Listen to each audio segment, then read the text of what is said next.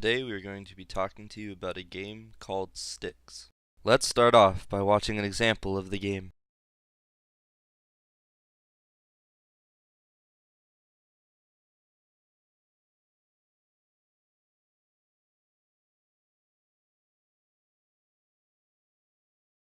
As you can see, it is very simple.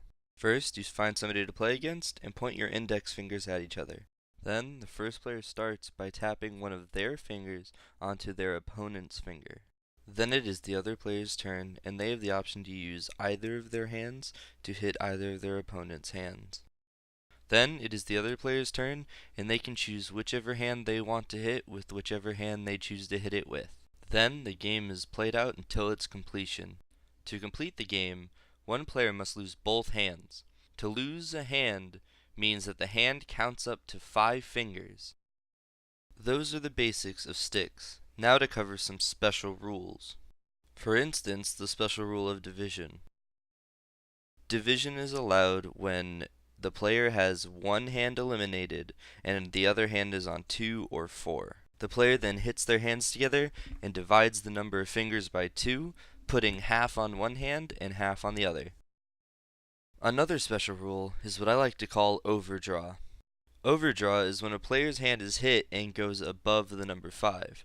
It cycles back through to starting at 1 and starts counting up again. It allows the game to keep going and not end too fast. That covers the special rules in the game Sticks. Let's recap. First, you need a friend to play the game with. Second, it starts with pointing your index fingers at each other. Then the first player goes, and the other player, and it cycles back through until the game is over. Getting your hands to an exact 5 eliminates them.